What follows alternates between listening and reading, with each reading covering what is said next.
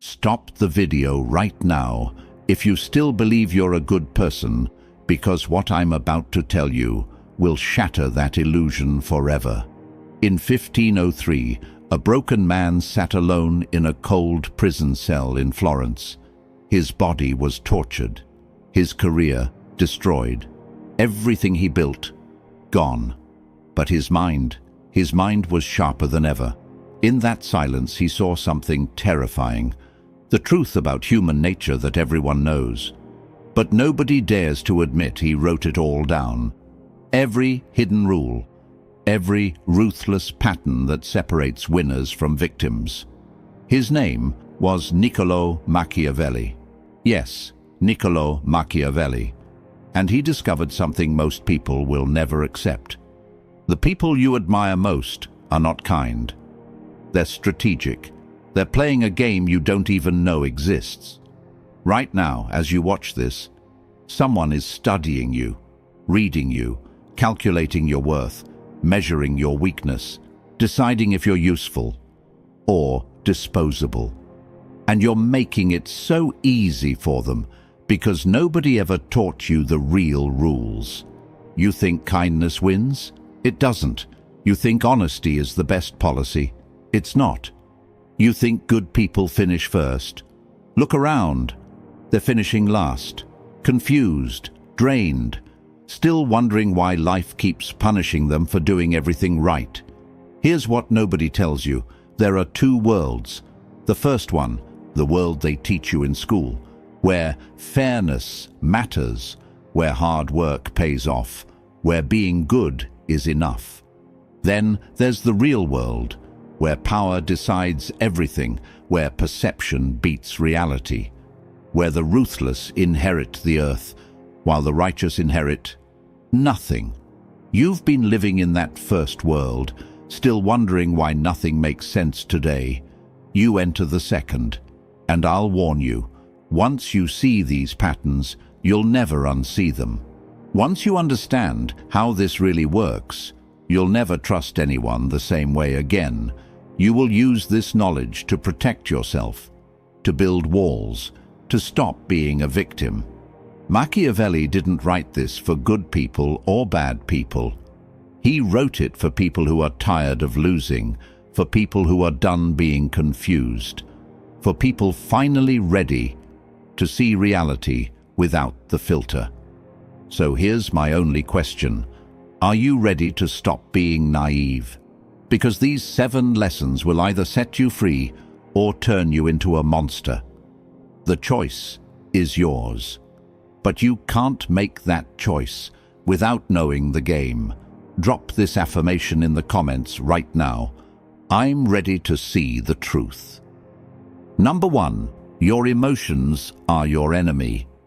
You care too much about what people think, about being liked, about being understood, about being seen as good, and that caring is a leash around your neck, a leash that everyone else is quietly holding.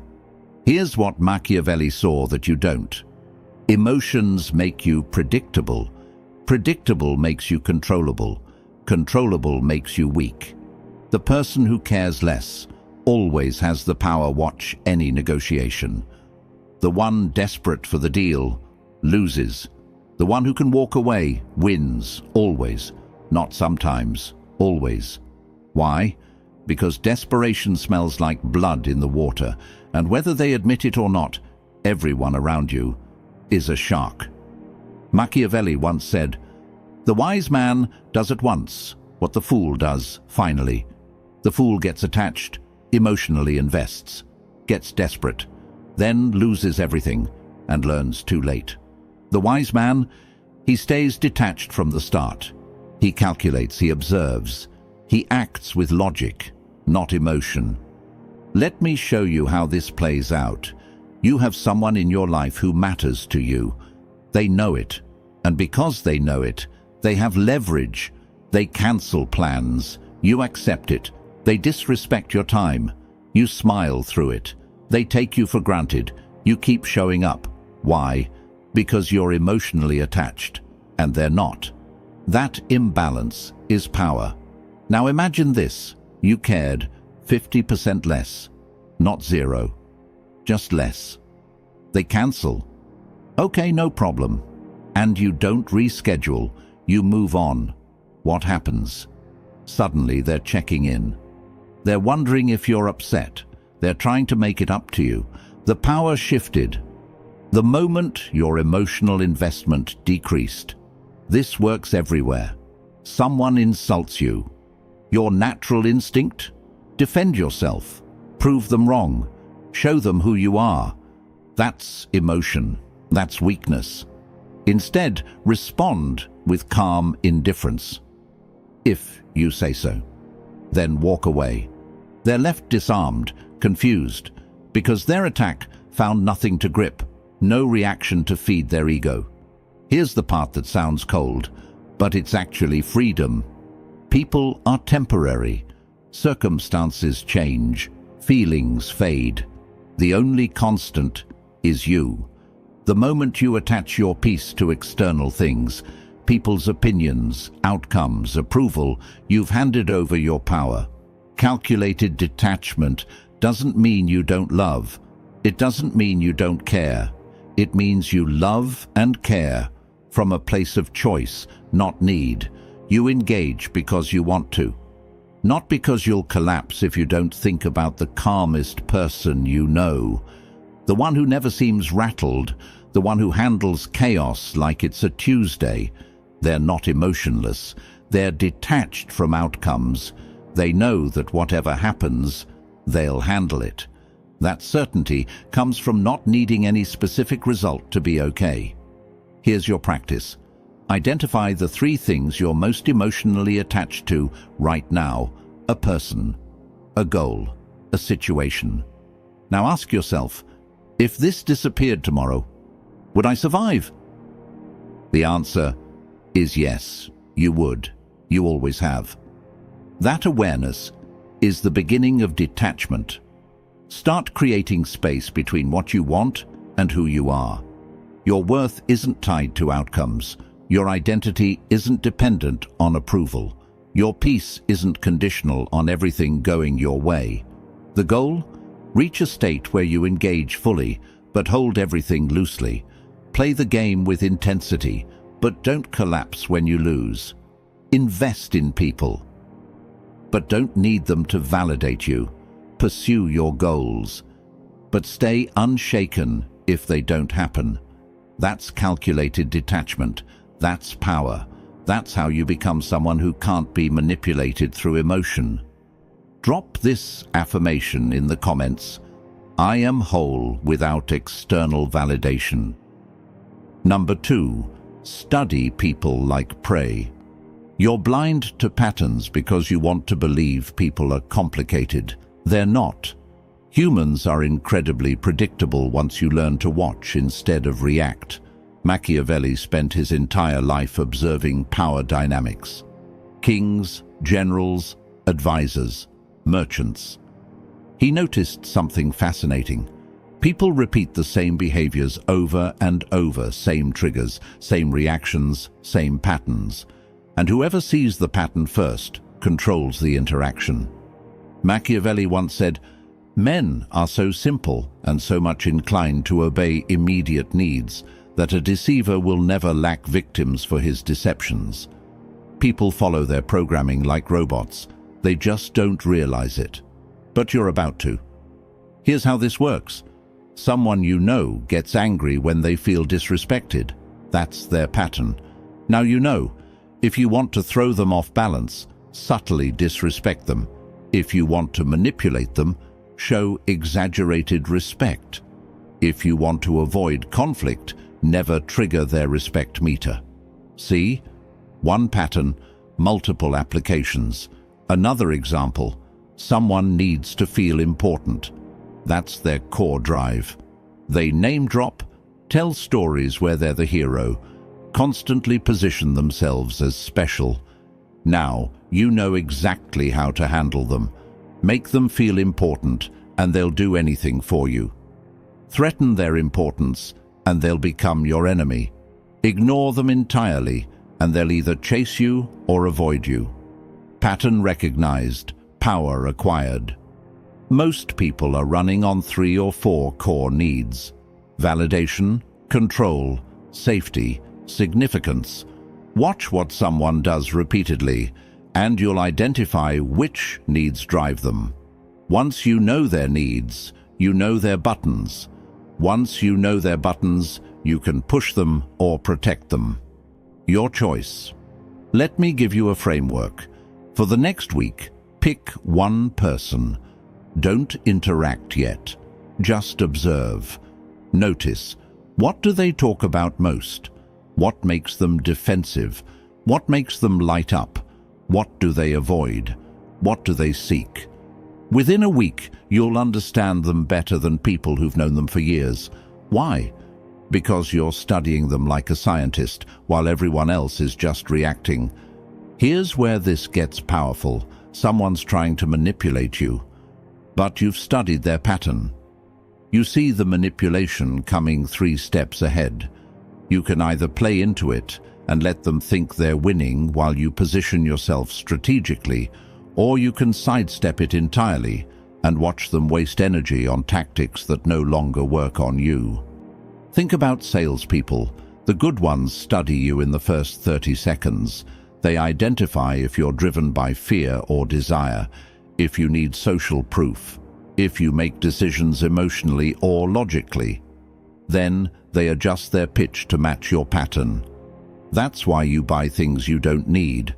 They saw your pattern before you did. Now use that same skill in your life. The person who's constantly in crisis, they need rescue and attention. That's their pattern. You can choose to be the rescuer and get drained, or recognize the pattern and set boundaries. The person who's always competing with you, they need to feel superior.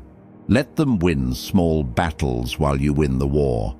The person who gossips about everyone, they'll gossip about you too. That's the pattern.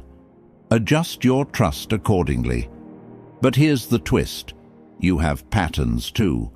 And if you can see yours, you can disrupt them before others exploit them. What triggers you consistently? What do you avoid? What do you seek?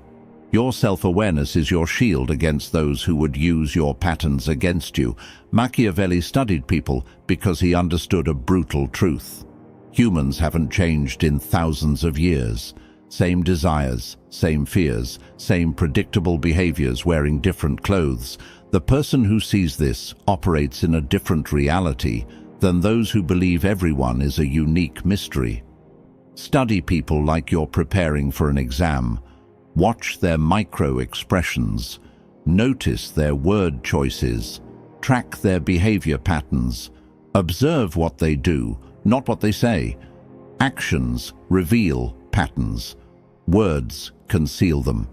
And remember, the person who can predict behavior controls outcomes. The person who understands patterns writes the rules. The person who sees clearly while others stumble in confusion becomes untouchable. Drop this affirmation in the comments. I see patterns others miss. Number 3, weaponize your absence. You're everywhere, always available, constantly responding, never unavailable. And it's killing your value faster than any insult ever could. Here's the law of scarcity applied to humans. What's always available becomes wallpaper. What's scarce becomes precious. You've made yourself wallpaper in everyone's life, and now you're wondering why nobody appreciates you.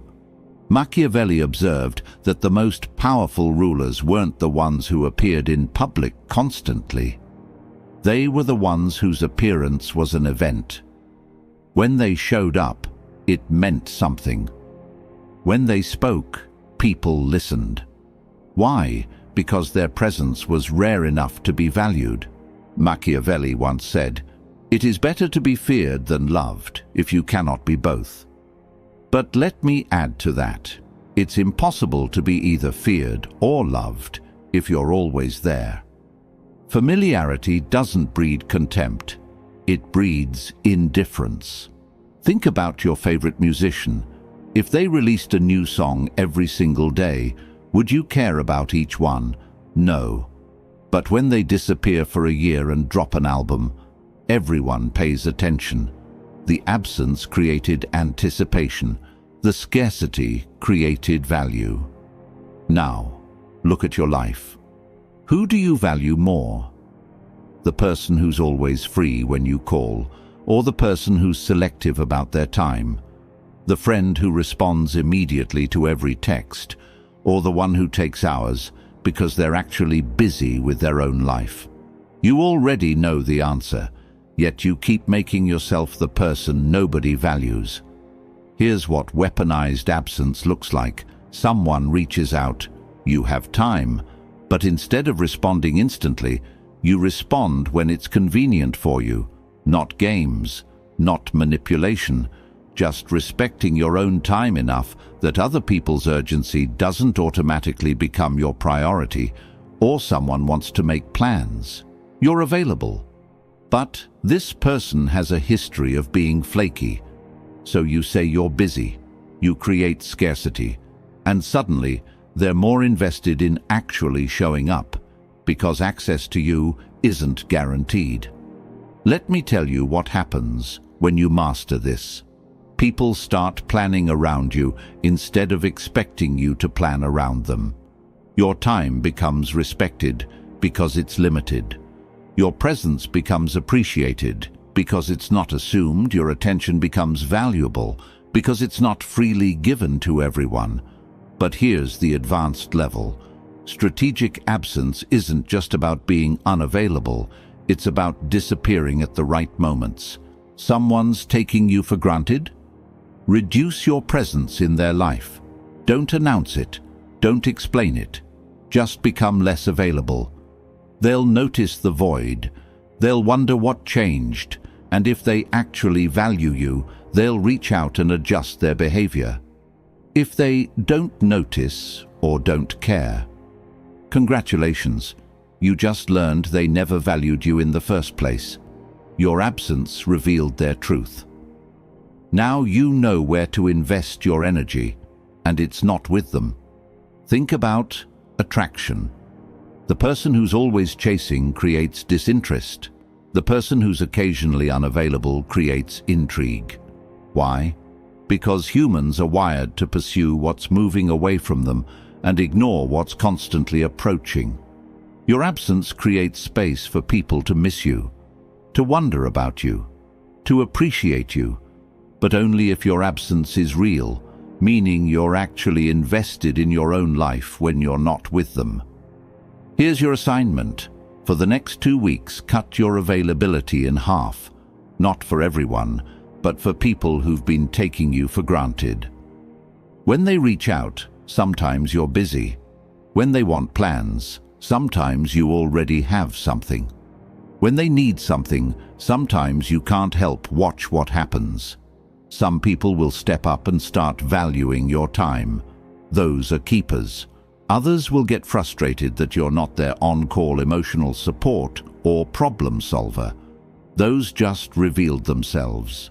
Thank them for showing you who they are, but the real magic happens inside you. When you weaponize your absence, you're forced to build a life worth being absent for. You develop interests, hobbies, goals, projects, a world that doesn't revolve around being available for others. And that full, rich life becomes magnetic in a way that neediness never could be. The paradox of presence. The less you offer it, the more it's desired. The more you give it freely, the less it's appreciated. Master your absence, and your presence becomes a gift instead of an expectation. Drop this affirmation in the comments. My absence speaks volumes. Number 4. Control the narrative before it controls you. Truth doesn't matter, only perception does. And if you're not controlling how people perceive you, someone else is doing it for you, probably not in your favor. Machiavelli understood something that most people die without learning. Reputation is more powerful than reality. A prince can be generous, but if people perceive him as stingy, he might as well be stingy. A leader can be strong, but if people perceive weakness, the kingdom falls. Machiavelli once said, "Everyone sees what you appear to be. Few experience what you really are." Appearance is everything. Not because truth doesn't exist, but because most people will never get close enough to verify it. They'll judge you based on the story they tell themselves about you, and that story comes from the narrative you project or fail to project. Here's how this destroys people. They achieve something great, but present it casually. Oh, it was nothing. They think humility is attractive. Meanwhile, someone else achieves something mediocre, but presents it like they conquered Everest.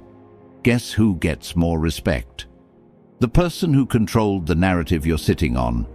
Accomplishments, skills, and value that nobody knows about because you think showing off is wrong. Meanwhile, people with half your ability are running the show because they mastered perception. Let me show you how this works. Two people launch a business. Person A is humble, downplays their success, doesn't share much. Person B posts every win, frames every challenge as a strategic pivot, creates the appearance of constant momentum. Both businesses are doing the same numbers, but investors flock to person B. Customers trust person B. Opportunities come to person B. Why? Because person B controlled the narrative. They shaped perception. They understood that in the marketplace of attention, the loudest signal wins, not necessarily the strongest reality. Now, this doesn't mean lie, it means frame. Every situation can be framed multiple ways. You choose which frame people see. You didn't get the opportunity you wanted. Don't say, "I got rejected." Say, "I'm evaluating different options." Same reality, completely different perception. One makes you look desperate, the other makes you look selective. You're going through something difficult. Don't broadcast struggle. Share the lesson after you've overcome it. "Here's what I learned from that challenge" is powerful. "I'm drowning and don't know what to do" is weakness that people will remember forever. Here's the dark side. People are writing your story right now in their minds, based on fragments they see. If you're not giving them the narrative, they're creating one. And their version is usually worse than reality, because humans fill gaps with assumptions, and assumptions lean negative. Someone sees you quiet at a gathering. They might assume you're unfriendly. You were just tired, but that doesn't matter. Their perception is their reality. But what if you controlled it? "I'm conserving energy for something big I'm working on." Same silence, completely different story. The framework for controlling narrative. Decide who you want to be perceived as. Then make every visible action align with that perception, not fake. Strategic. If you want to be seen as reliable, be selectively reliable with high visibility. If you want to be seen as successful, share wins strategically. If you want to be seen as mysterious, withhold information intentionally. Watch politicians. Whether you like them or not, they're masters of narrative control. They don't answer questions directly. They pivot to their talking points. They stay on message. They control what story gets told, because they know whoever controls the story controls reality in people's minds. Now apply this to your life. Someone asks about your situation. You decide what part of the truth they hear. Not lying, framing. Emphasizing certain aspects while minimizing others. Shaping perception before perception shapes you. Here's what most people get wrong. They think being authentic means sharing everything. No, authenticity is being true to yourself. Narrative control is being strategic about what the world sees. You can be both. Your private life can be messy. Your public presentation should be polished. Your internal doubts can be real. Your external confidence should be unshakable, not because you're fake, but because perception determines opportunities, and opportunities determine outcomes. The brutal truth. Two people with identical abilities have completely different lives, based solely on how well they control their narrative. One is seen as a leader. The other is overlooked. One is trusted. The other is doubted. Same skills, different perception, different life. Stop letting reality speak for itself. It doesn't speak loud enough.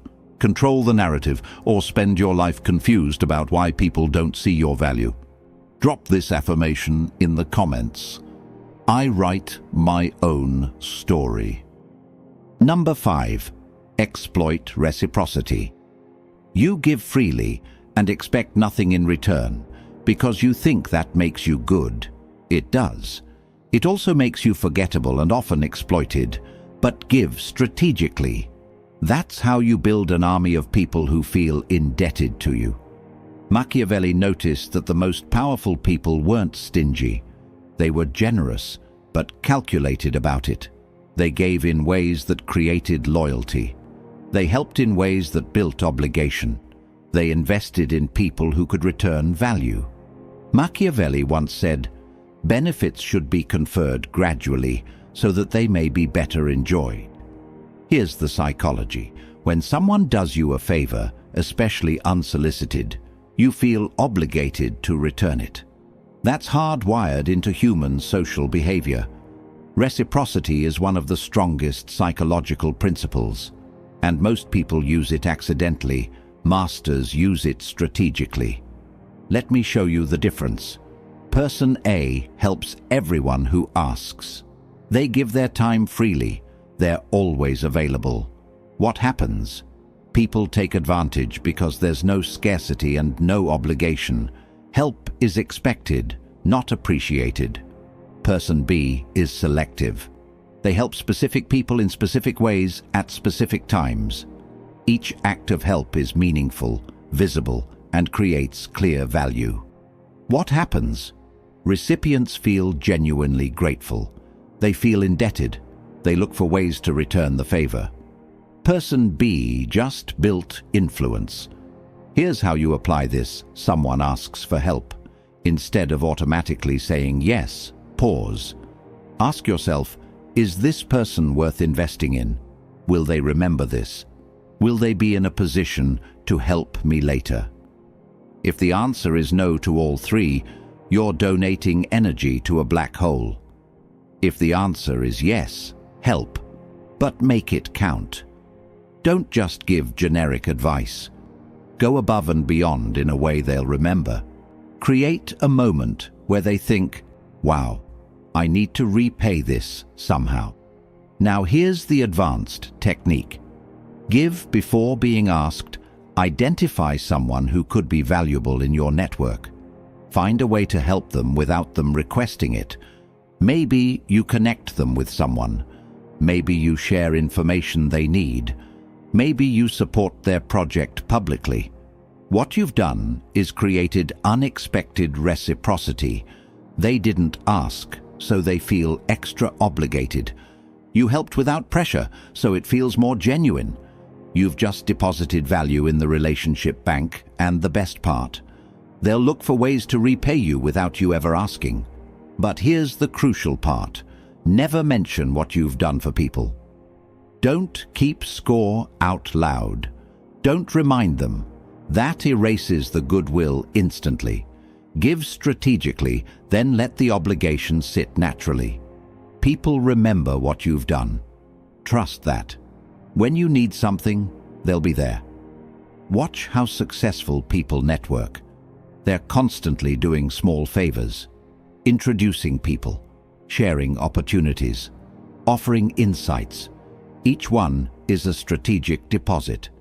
Then, when they need something, they have a whole network of people who feel they owe them. That's not manipulation. That's smart relationship building. But here's the filter. Only invest in people who understand reciprocity. Some people take and never think about giving back. You'll spot them quickly. They're always asking, never offering. They benefit from your help and disappear. Once you identify them, cut off the supply. No more free help, no more energy investment.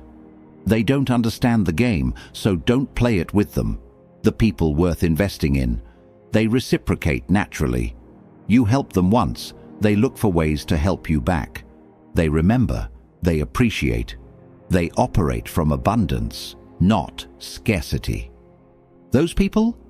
Help them generously and often. You're building alliances. Here's a principle Machiavelli would recognize. The strongest bonds aren't built on love or friendship alone. They're built on mutual benefit. When two people help each other succeed, that relationship survives anything. When it's one-sided, it dies the moment convenience fades. Strategic giving isn't cold, it's intelligent. It's recognizing that your resources, time, energy, knowledge, connections, are limited. Investing them wisely means they multiply and return to you. Investing them randomly means they disappear forever. Start mapping your network right now. Who have you helped? Who's helped you? Where's the balance? Where's the imbalance? Then adjust your strategy accordingly. Give more to those who reciprocate. Give less to those who just take.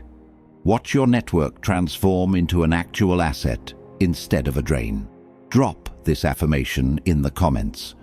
I invest in reciprocity. Number 6. Master the art of strategic ambiguity. You explain too much. You're too transparent. You lay all your cards on the table and wonder why people outmaneuver you. Here's why. Clarity gives people ammunition. Ambiguity gives you options. Machiavelli operated in a world where saying the wrong thing to the wrong person meant death. So he mastered saying everything and nothing simultaneously.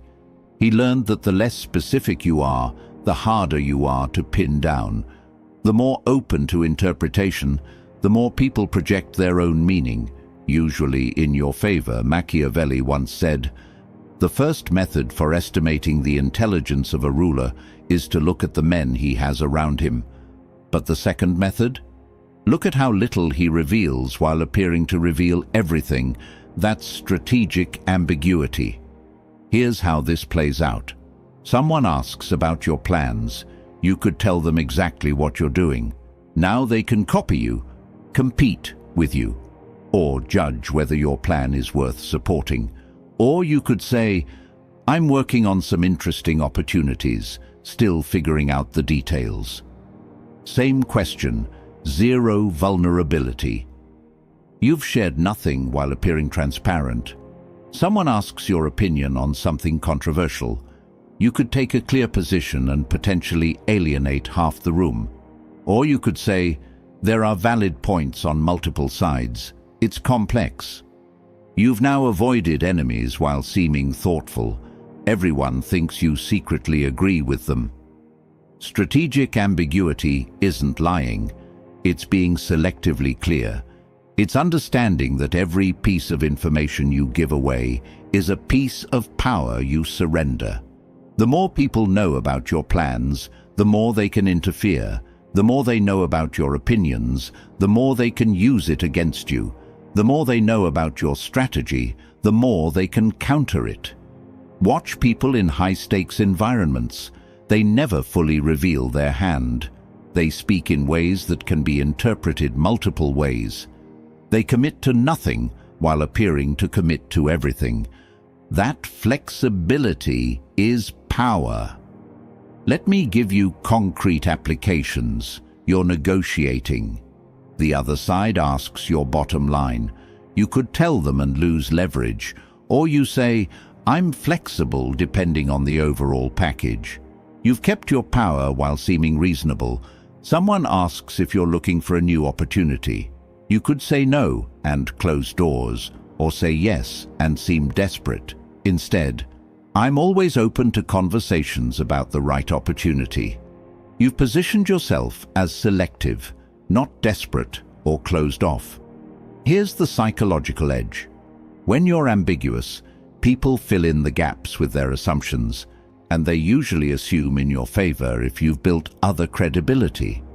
They think you're being humble when you're actually being strategic. They think you're being thoughtful when you're actually protecting information. They think you're complex when you're actually just refusing to be easily read. But there's a balance. Too much ambiguity makes you seem wishy-washy or untrustworthy. The skill is being clear enough to seem genuine, but ambiguous enough to maintain flexibility. Here's the framework.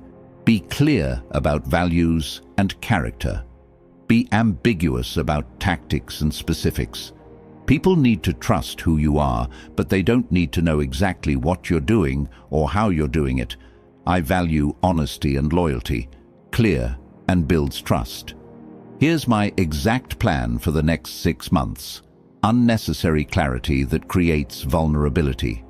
Strategic ambiguity also protects you from commitment you might regret. Someone wants you to commit to something. You could say yes and be locked in, or say no and burn a bridge. Instead, let me think about how this fits with everything else I have going on and get back to you. You've left the door open while committing to nothing. The most powerful application. When someone's trying to manipulate you through forced choices. Are you with us or against us? Neither. I'm focused on what's best for everyone involved.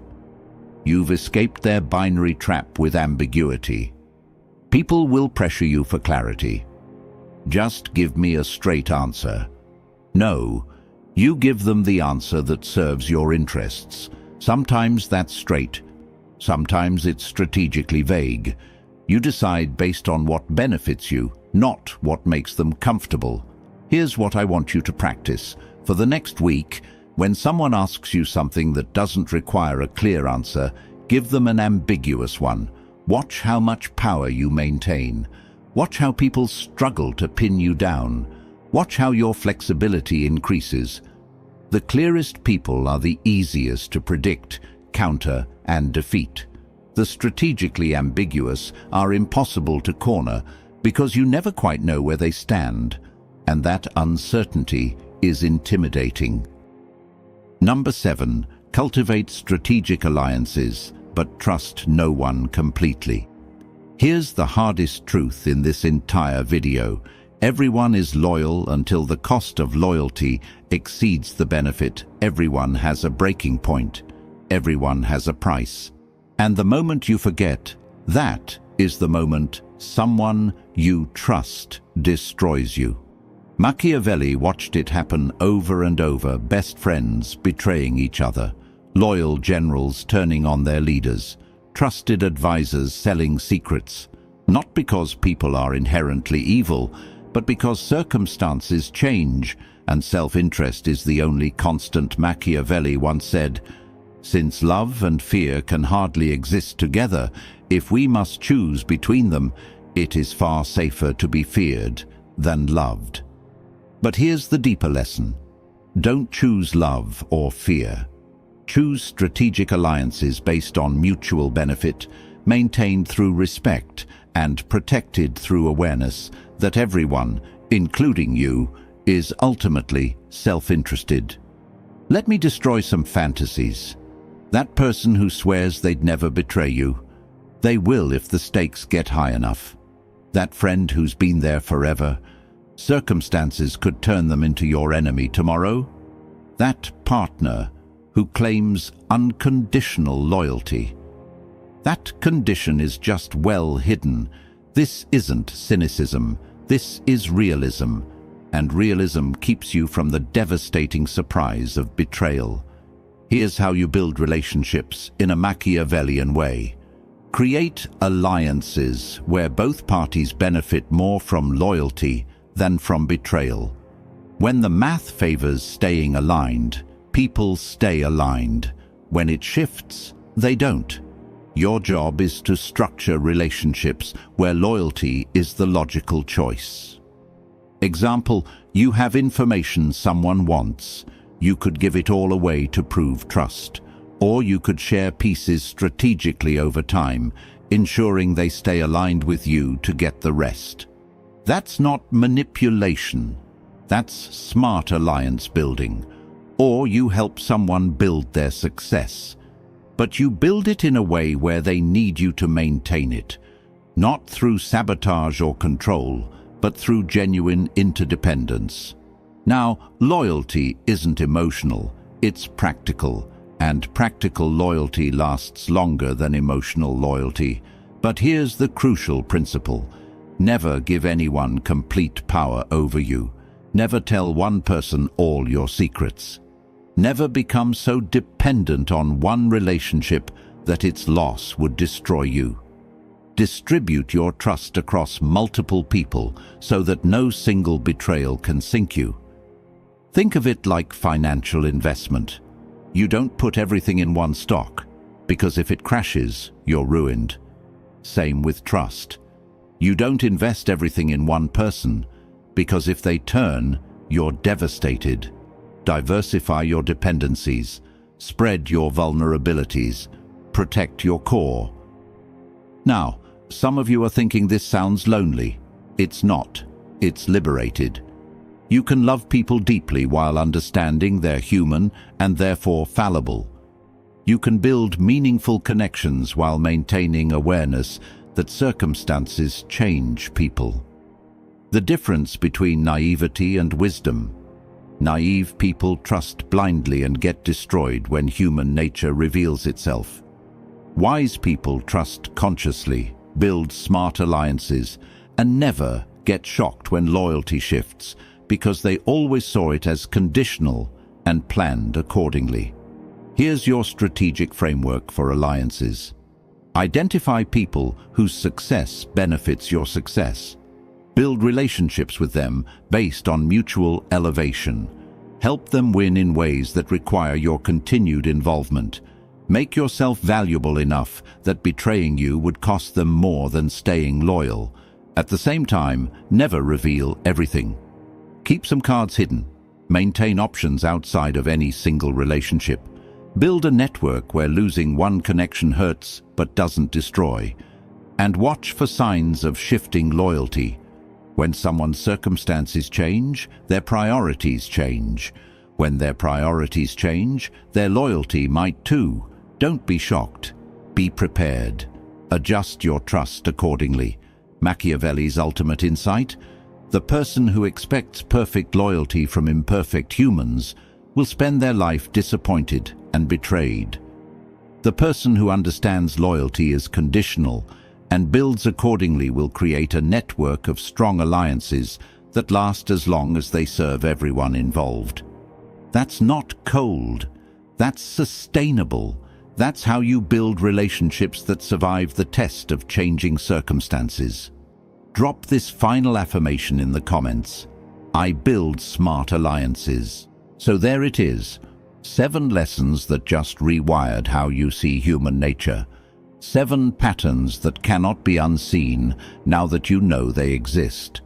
You learned that emotional detachment gives you power over your own reactions, that studying people reveals predictable patterns you can navigate, that your absence creates more value than your constant presence, that controlling perception matters more than controlling reality, that strategic giving builds influence through reciprocity, that ambiguity protects you while clarity makes you vulnerable, and that smart alliances beat blind loyalty every single time. These aren't theories. These are patterns that have repeated for 500 years since Machiavelli first wrote them down. Before that, they repeated for thousands of years. After today, they'll keep repeating. The only question is, will you recognize them, or will you keep being their victim? Here's what separates how you use this knowledge. Some of you will use these lessons to protect yourself from a world that's already using them against you. You'll build boundaries. You'll spot manipulation before it lands. You'll create relationships based on mutual respect instead of exploitation. You'll navigate life with your eyes open instead of stumbling through blind trust. Machiavelli gave you the map. Your character determines the destination. I'll tell you something he understood. The world doesn't reward goodness.